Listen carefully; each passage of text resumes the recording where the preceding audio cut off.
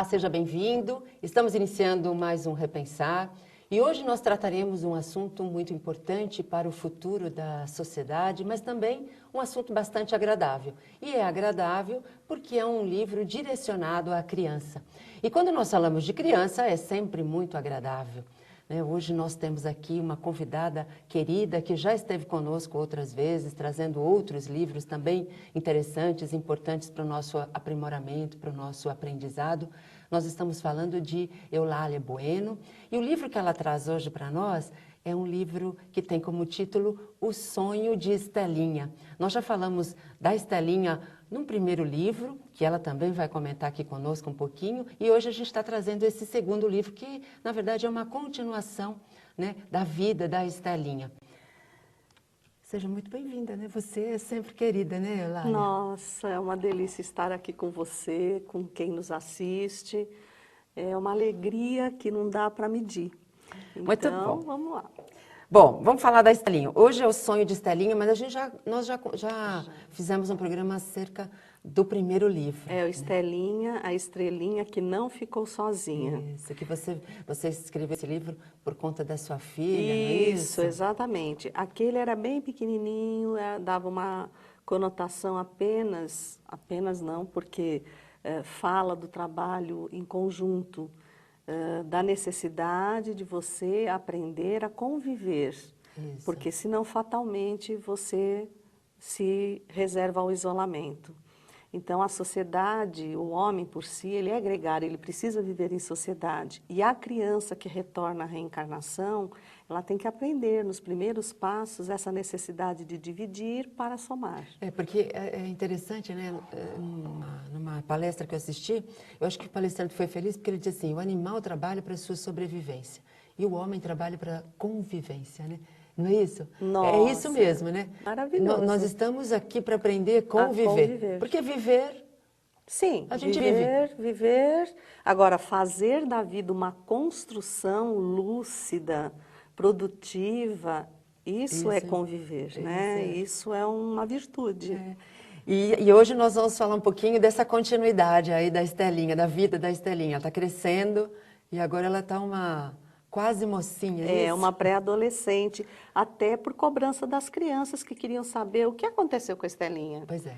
Não é? Então, nós escrevemos O Sonho de Estelinha, dando uma sequência, esse livro já bem maior, já são 64 páginas ilustradas, onde nós vamos mostrando, além de aulas sobre o universo, a gente coloca bastante dados que são importantes para a utilização até de aprendizagem na escola, mas de todos os conflitos que a pré-adolescência, a adolescência trazem, exatamente pela ânsia das descobertas, das possibilidades, em conjunto com a cascata hormonal que aquela criatura está sofrendo e que muitas vezes não é entendida pelos pais. Isso. Então, todo pai costuma dizer, o adolescente é um aborrecente. E esquece que ele próprio passou pela adolescência, passou por conflitos internos e que hoje nós temos muito mais material para lidar com isso. E Estelinha, nós trouxemos esse livro exatamente para tentar colaborar com essa fase mais difícil. É interessante que você falou uma coisa, os pais, eles dão essa conotação de aborrecente aos filhos. Eu acho que isso já começa daí, né, Eulália? Porque a palavra tem um poder, né? Tem. Poder então você já total. começa a adjetivar a criança negativamente, pejorativamente. Exatamente. A criança, aquele pré-adolescente, né, que está saindo mesmo da infância e está se descobrindo, é uma coisa meio nova para ele. Tudo é novo para ele, tudo ele quer descobrir, ele quer avançar todos os limites. E essa palavra aborrecente, além da conotação de que ele é uma pessoa não agradável, também pode passar a ideia de que ele aborrece os pais. E que não é verdade. O que não é verdade, mas que infelizmente, diante das estatísticas, nós estamos vendo o aumento do suicídio infantil e na pré-adolescência. Então, está na hora de questionarmos e os pais questionarem o que representa aquele filho, aquela dádiva que Deus desconfiou. Então, o sonho de Estelinha vem falar dessas possibilidades, de você parar, olhar aquele adolescente como um espírito que vive um instante único nesta reencarnação, porque ao despertar dos hormônios, nós também sabemos que a pineal começa um processo diferenciado, o corpo está pronto e aí o espírito tem todo o instrumento apto para se expressar como ele realmente é. Certo. Então, você conhece o teu filho criança, você tem toda aquela etapa para oferecer-lhe conduções morais diferenciadas, mas através dos seus exemplos, acima de tudo dos exemplos, e quando floresce essa outra parte, quando o espírito se assenhoreia por todo do corpo e se expressa como ele vai ter subsídios para fazer uma contabilidade para melhor, se Deus quiser. Ele vai ter uma referência, né? Uma referência. Porque ele precisa mesmo de uma referência, porque ele traz virtudes e traz defeitos. Defeitos. E muito mais defeitos, Muito nós ainda isso, sabemos isso. que nós temos que vencer muita coisa. E estamos recebendo crianças muito especiais. Pois é. Que a gente precisa saber lidar com elas. Precisamos aprender a lidar. Que é uma forma de nós aprendermos, é uma forma de evoluir, porque nós não estamos aqui na condição de pais que sabem tudo, de senhores de um ser. Exatamente. Nós não somos senhores de um ser. Exatamente. Nós estamos na condição de pais. De né? pais. E quem disse que espiritualmente falando, por filhos não estamos recebendo espíritos mais velhos, mais experientes e que estão na nossa vida, ou estão em nossa vida, para nos trazer aprendizados que temos dificuldade por si só de assimilar. Verdade. Nossa, Talvez eles sejam os nossos professores. É uma reflexão muito profunda, séria, né? profunda, que nem sempre queremos fazer, mas que é importante até para o nosso próprio benefício. Exatamente. Porque quando nós conseguimos fazer essa reflexão, admitir que temos filhos que podem nos ajudar, não só nós a eles, a gente cresce, né? A família cresce. A família cresce, tudo fica um pouco mais harmonioso, mais fácil de lidar, de conviver, né? E eu acho que é o que falta à sociedade, é esse valor da família. Então, a família, ela está muito disseminada, até por conta dos compromissos que a gente assume. Então, se a gente não encontra um tempo para reforçar esse elo, para estar juntos, para crescer juntos, para se amar mais, todos esses elos se enfraquecem. Mas se enfraquecem muito mais os pais que tiveram a oportunidade de crescer com os filhos e vão se ver futuramente falidos e perguntando onde foi que eu errei. Só que esse caminho não tem retorno, né? É daqui para frente sempre. Muito bom. Nós vamos a um breve intervalo e já voltamos falando um pouco mais sobre esse livro.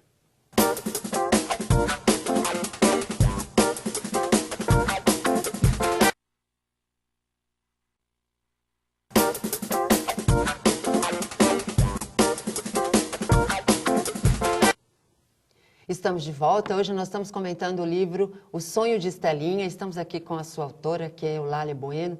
Um livro que está direcionado a pré-adolescentes, mas também adolescentes, mas principalmente a pais. E principalmente a pais de primeira viagem, que ainda não passaram por essa experiência da pré-adolescência. É interessante que eles também leiam para terem uma ideia de como pensa um pré-adolescente, do que ele faz comumente, enfim, para poder saber como agir de uma forma mais tranquila, mais serena e não causar tantos conflitos, tanto para o jovem quanto para os pais, né? Bom, Eulália, eu acho que é isso, né? Pais de primeira viagem também poderiam ler esse livro para entender a cabeça um pouquinho do pré-adolescente, né? Você sabe que eu vejo que para cada filho nós somos sempre pais de primeira viagem, né? Porque os espíritos são tão diferentes. Não tinha pensado por aí. Pois é, então, os nossos filhos são diferentes. Então, eu acho que a gente tem a oportunidade de fazer viagens diferentes numa mesma vida, aprendizados diferenciados. No livro Estelinha, chega um momento em que ela se vê tão cobrada por professores, pela mãe, E isso é uma realidade, porque hoje em dia os pais estão voltados para a competitividade do mundo. Isso. Então, eles se preocupam numa boa formação acadêmica, em todos os cursos de suporte que aquela criança possa realizar. Então, há uma sobrecarga, tanto física quanto emocional, quanto psíquica, e a criança acaba se sentindo minimizada quando ela não consegue dar conta de todos aqueles compromissos, ela se sente impedida um pouco de viver o mundo dela. Ela não pode nem brincar, não tem tempo de brincar. Exatamente. A brincadeira dela é direcionada para algum aprendizado técnico, né? Ela não tem tempo de ser criança. Então, ela pula etapas, ela é forçada a pular etapas. É por isso que hoje nós vemos adultos que mais parecem crianças, porque eles estão retornando ao tempo que não vivenciaram e fazendo coisas que, para a idade deles, é irresponsável. Mas, se eles tivessem vivido a época certa, elas seriam absolutamente naturais.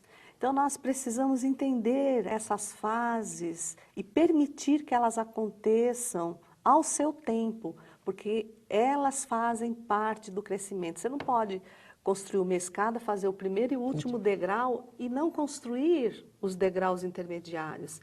Então, fatalmente essa escada vai ruir. E vai ruir como quando se trata de um jovem? Pode ruir na droga, na criminalidade, que é onde entra o cometa. Isso, que ela porque quer tem fugir, a passagem Isso. do cometa. É. Então ela começa a bolar uma situação dela fugir de casa e os amigos dizem, não, essa não é a saída. Não, mas é o único meio de eu descobrir a vida, de eu conhecer lá fora o universo. Então, a que universo, na realidade, nós estamos nos referindo?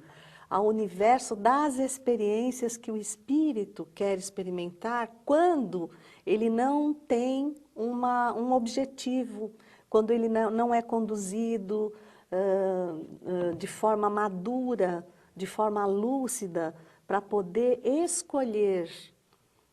Quando a gente entra na faculdade, por exemplo, eu acho uma idade imatura, porque Sim. normalmente nós entramos não preparados para o que vamos enfrentar. Então, hoje está pior.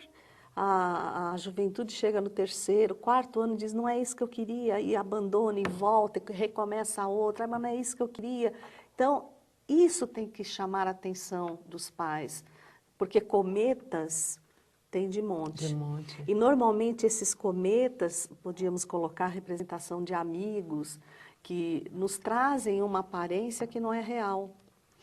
Porque Isso. quando ela descobre, por exemplo, que a cauda do cometa é feita de lixo do espaço, quando ela descobre que o cometa não tem brilho, que o brilho dele é exatamente dado pelo Sol, porque ele está num roteiro em direção ao Sol, então a luz solar reflete naquela poeira, naquela sujeira e dá a falsa ilusão de que ele brilha. Quem são esses cometas?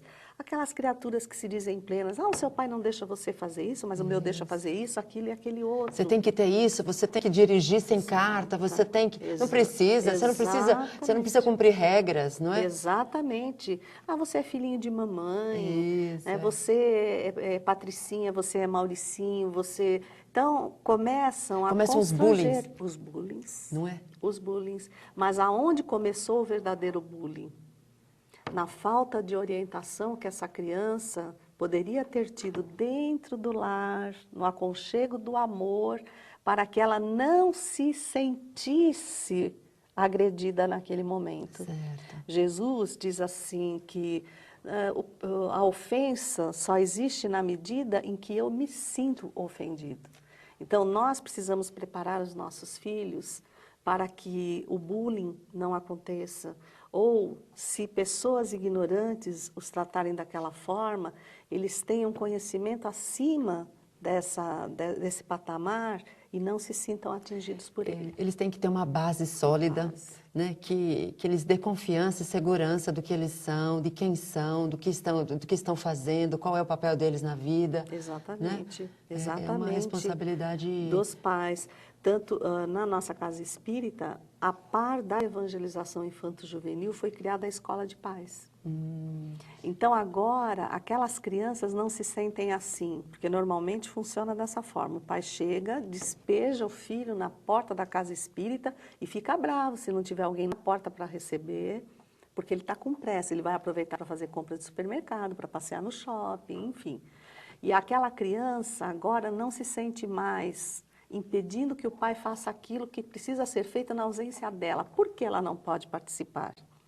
Então, agora ela sabe que o centro é bom para a família e ela vai com alegria. Certo, muito bom. Esse é ótimo. Mas antes de nós irmos para o intervalo, gostaríamos de convidá-lo a ser um divulgador da doutrina dos espíritos, para que mais pessoas tenham acesso a essa informação, ao consolo, à liberdade de escolha, enfim, a conscientização de quem são e do que estão fazendo neste planeta e o que é a vida. Você pode se associar auxiliando a que realmente possamos levar essa informação a mais pessoas. Ligue para 0800 12 18 38 e colabore para um mundo melhor. Nós vamos a um breve intervalo e já voltamos falando um pouquinho mais do sonho de Estelinha.